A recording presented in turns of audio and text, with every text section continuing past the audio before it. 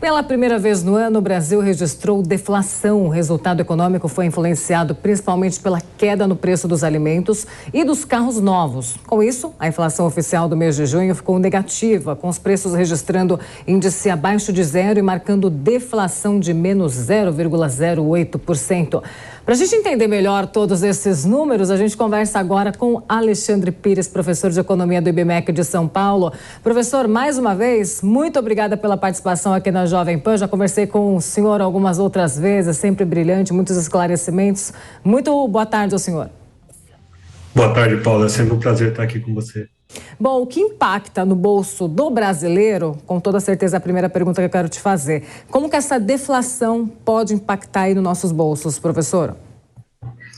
Olha, é uma medição mensal e esse índice ele é relevante porque vários componentes do IPCA do mês de junho tiveram ou deflação ou não houve quase variação de preços. Então, isso mostra uma estabilidade e para o brasileiro que vinha sofrendo ali com uma certa carestia, um aumento de preços, isso é um alívio.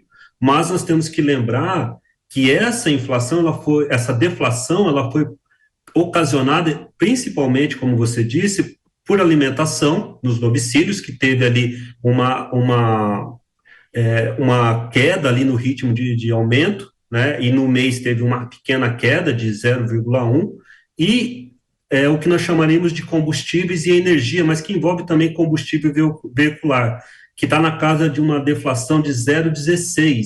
Então, sem esses componentes, nós temos uma pequena inflação para os outros itens da cesta, que é medida pelo IBGE, na casa de 0,18%. Então, há um alívio. Se nós pegarmos esse índice só do mês, é como se fosse algo em torno de 2% ao ano, então é muito positivo o resultado, quando a gente olha essa inflação, que a gente chamaria de inflação núcleo, né, que tira os itens que mais variam, que costumam ser alimentos, combustíveis e energia. Então é positivo demais para o brasileiro ter esse resultado no final do semestre, ainda que o resultado do anualizado, ou seja, dos últimos 12 meses, não seja ainda tão animador.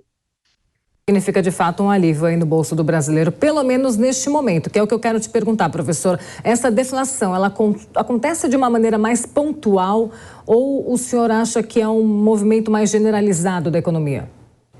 Não, essa deflação é consistente. E os itens que vêm puxando os preços para baixo, essa cesta de preços que o IPCA mede, são justamente alimentação e combustíveis. Nós temos ali na casa de uma inflação de 0,45% nos últimos 12 meses e uma deflação de combustíveis e energia de 1,55%, Paulo. Então, assim, é relevante. É por isso que nós chegamos na inflação de 12 meses de 3,16%, que deu nas manchetes. Mas uma preocupação que eu coloco é que a inflação núcleo, que desconta alimentos, combustíveis e energia, ela ainda está na casa de 4,26%. Ou seja, está dentro da meta do governo, né? Ou seja, o governo tem uma meta em que a inflação fique entre 4,5%, né, e 1,5%, então entrou, né? Ou seja, essa é a inflação que nós podemos pensar como longo prazo. Por isso que a gente ainda tem que colocar um pouco as barbas de molho e não ficar esperando uma queda na taxa Selic,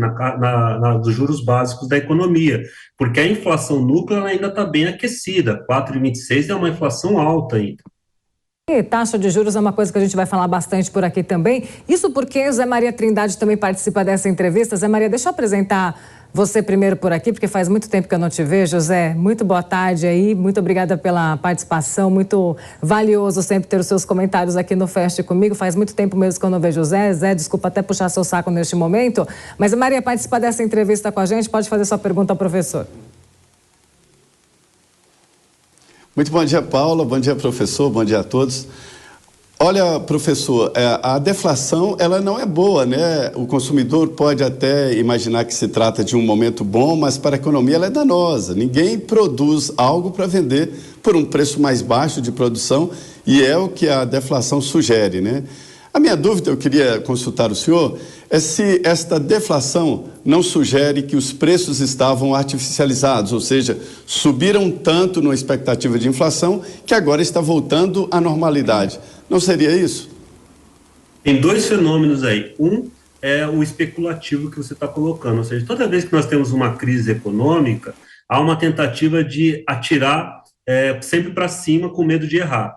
Depois, nós temos um desarranjo da economia real, né, Zé Maria? Ou seja, houve um problema de abastecimento das cadeias produtivas e isso tudo afeta a oferta. Então, nós tivemos um desajuste nos preços e aí uma tentativa de buscar esse preço de mercado. O que nós estamos assistindo agora são esses ajustes, né? E essa deflação, ela não tem esse impacto, essa deflação mensal, ela não tem um impacto tão grande na economia, porque você está pegando aquilo que nós chamamos ali da rigidez de preços, ou seja, tem que ter um pouquinho de inflação, porque existem contratos e eu tenho que permitir que esses contratos se ajeitem sem que eles tenham que ficar diminuindo o preço. Isso não vai ser afetado por essa deflação do mês. O que nós temos que olhar é o índice anualizado, e o índice anualizado continua com uma inflação considerável, acima ainda da meta, tendendo a uma convergência com a meta. Então, para o consumidor, o que nós temos é isso que você falou, ou seja, parece que aquele momento mais especulativo, pós-pandemia, né, pós-crise e também com a especulação ligada à guerra, né, da Ucrânia, parece que esse momento cessou, né, o setor de transportes parece que perdeu ali muito do pique que vinha tendo, né, de preços muito altos, a quase que um reajuste de 10% a 20% em preço de automóvel, mas ainda que não oficial, isso se dá por meio de descontos, ou seja, há uma expectativa do setor automobilístico de ali na frente manter os preços nominais, e claro, como você mesmo disse, eles já assumiram contratos com preços antigos, então vão buscar esses preços, mas a situação ali no bolso do consumidor, ela é boa porque segurou, né? A deflação de 0,08 é quase que uma não inflação, né? É um índice muito baixo. Se nós tivéssemos uma deflação na casa de 1, 2, 3%, aí nós poderíamos começar a ficar preocupados como os japoneses ficam, né, Zé Maria? Na verdade, o que o Zé Maria apontou neste momento é o seguinte, é um momento de alerta também, né? Não é porque os números diminuíram, estamos vivendo essa deflação, que o brasileiro vai sentir esse alívio. Não se enganem, calmem, eles poderiam estar mais altos nos últimos tempos, agora eles estão tendo uma leve retração, provavelmente seria isso, se é o que eu entendi, né, professor? O que eu penso é que tem um efeito político que pode ser danoso no longo prazo. Por quê? Quando esse resultado sai, nós vemos que o governo federal volta a pressionar o Banco Central e questionar as políticas do Banco Central. E aí isso gera uma expectativa de que vai haver um relaxamento fiscal. E aí nós começamos a ter todos os agentes econômicos apostando que agora o Banco Central ficou sem cartas na manga, perdeu o argumento e vai ser obrigado a baixar os juros na força. E claro, não existe blefe na economia e nem no mercado financeiro. Então, tudo isso pode nos prejudicar. É uma notícia que tem que ser bastante contextualizada, que é como eu estou tentando colocar aqui, ou seja, os números não são essa maravilha, nós não temos uma convergência ainda das metas, então nós temos que tomar um cuidado para que isso não seja usado politicamente para minar, né, o atual sistema de metas de inflação e o sistema de autonomia do Banco Central, que isso sim, lá na frente, vai custar caro para o bolso do brasileiro. Maria.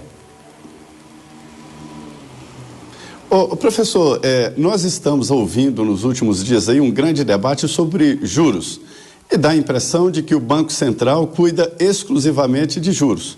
Isso não é verdade. É um trabalho muito mais amplo da saúde financeira do Brasil, do valor da moeda e principalmente a política cambial.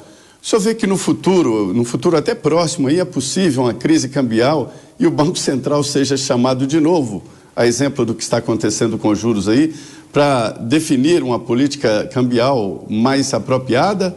No momento não há grandes divergências com relação a isso, né? Mas no futuro, no cenário, o senhor vê essa possibilidade de dificuldades cambiais para o Brasil? Quando nós temos o que nós chamamos de um certo dirigismo, ou seja, essa vontade de mexer em todos os preços, em todas as taxas por parte do governo para tentar fazer a economia crescer em 6 meses, 1 ano, tentar ajustar as políticas para o calendário eleitoral e não para metas de longo prazo, isso sempre pode acontecer. Ou seja, o Banco Central, como ele tem um controle ali da moeda e ele também tem um controle dessas taxas básicas, quando nós temos as taxas ficando muito atraentes, ou seja, quando eu subo as taxas básicas, que nós chamamos de Selic, o que isso acontece? O Brasil fica interessante, começam a comprar muito a nossa moeda, e a nossa moeda começa a ficar cara, né? E aí, claro, as importações ficam baratas e as exportações começam a ficar desinteressantes. né? Nós temos uma situação hoje em que muitos estão falando que a nossa moeda está fraca, né, e as taxas de juros estão altas. Então, se houver uma queda, né, a tendência era enfraquecer um pouco mais e ficar interessante para o setor industrial.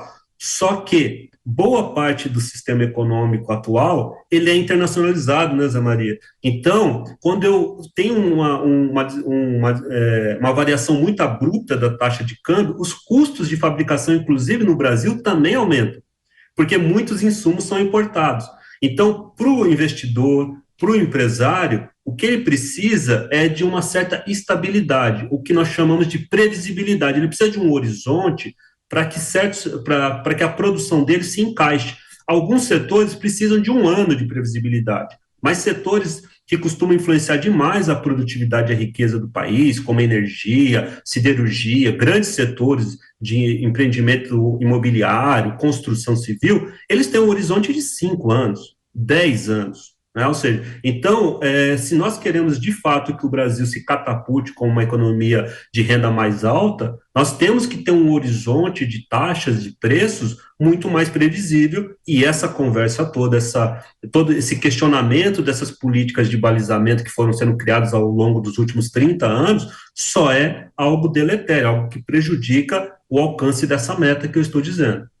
Rapidamente, para a gente finalizar, aproveitando que o José Maria Trindade trouxe esse assunto para a gente da taxa básica de juros, toda essa especulação aí para a redução dessa taxa aí no mês de agosto, nos próximos meses. Para finalizar mesmo, como que o senhor vê essa relação, esse imbróglio, esse impasse entre Roberto Campos Neto e o governo Lula? É um estranho no ninho, né? Mas foi uma política buscada, desenhada, é uma política do Congresso Nacional. Então, de fato, o Congresso Nacional discutiu, algo que vinha sendo debatido não durante só o governo Bolsonaro, mas antes, em que o mandato passasse a existir para diretor, ali para presidente do Banco Central e para seus diretores. E é isso que nós alcançamos, ou seja, fazer algo que não coincidisse com os mandatos dos presidentes e dos governos que se instalam. Eu acho que nós temos que testar mais esse modelo, podemos aprimorá-lo, mas é um modelo relevante. Talvez o grande problema que nós tenhamos é o fato do mandato ter sido de apenas 4 anos. Talvez um mandato mais longo tiraria essa especulação de alguém que entra e já tenta forçar a saída do presidente. Talvez um mandato tivesse que ser um mandato de 8 anos, semelhante ao de um senador. Aí talvez todo mundo já entraria meio que vencido na batalha e essas especulações que nós estamos assistindo agora não aconteceriam. Mas sim, é muito preocupante esse tipo de cabeçada, como a gente diz ali no futebol, né? Ou seja, é muita bateção de cabeça e isso não é bom para o setor empresarial e muito menos para o mercado financeiro. É um relacionamento acalorado que, de fato, a gente acompanha os desdobramentos aí nos próximos dias, meses. Professor Alexandre Pires, do IBMEC de São Paulo, falando sobre taxa de juros, deflação aqui no Fast News de hoje. Professor, valeu, muito obrigada. Eu que agradeço, Paula. Muito obrigado aí também pelo Zé. Até. Zé Maria fica com a gente ainda.